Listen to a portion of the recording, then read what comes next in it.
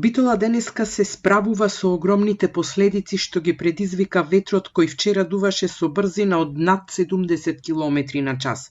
Денеска се расчистуваат, но и се сумираат штетите кои граѓаните се уште ги пријавуваат.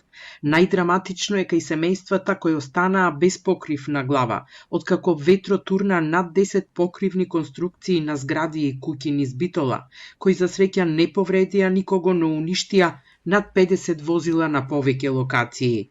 Најсилните удари беа после 15 часот, а граѓаните панично бегаа за да не настрадаат во оваа елементарна непогода.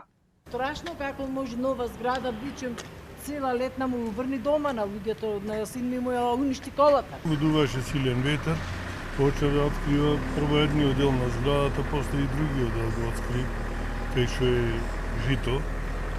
И оштети многу возила овде, коли.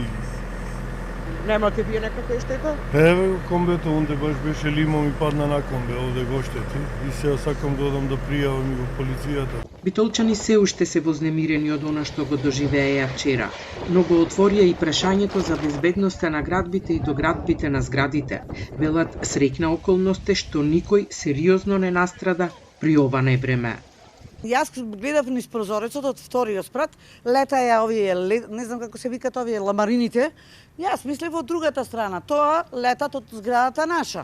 Зафатени се едни летвичиња, со ставчиња најдовме, никаква заштита на покриво горе немавме.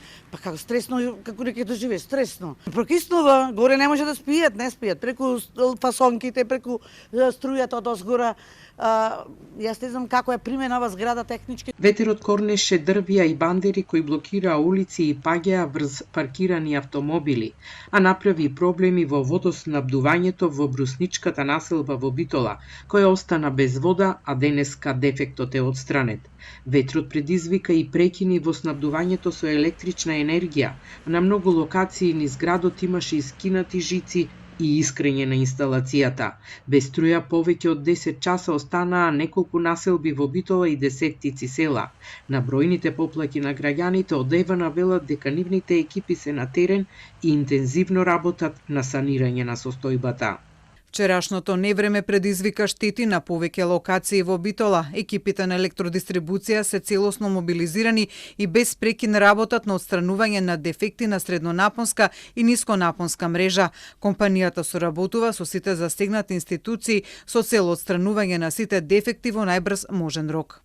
Екипите на битолските јавни предпријатија и противпожарната единица на терен излегоа уште вчера, иако беше ризично да се интервенира. И денеска се работеше на санирање на последиците. Територијалната противпожарна единица веднаш излезе во санирање и во сечење на кровните конструкции. Тоа видовте и сами, огромна кровна конструкција која падна во делот на Нико Фундали во областа. Од двете фактички згради не можеше синоќа нешто посебно да се интервенира, ali силниот ветер, меѓутоа во текот на денов, еве екипите на комуналец до касно синоќа работеа до 22 часот и денес во текот на денот она што остана во градот да се расчисти. Јас лично бев од делот каде што беше кровната конструкција, тоа е еден огромен паркинг и навистина беше ризично да се пристапи до огромните плехови или како да ги наречам кровни конструкции кои се разлетуваа од една на друга страна.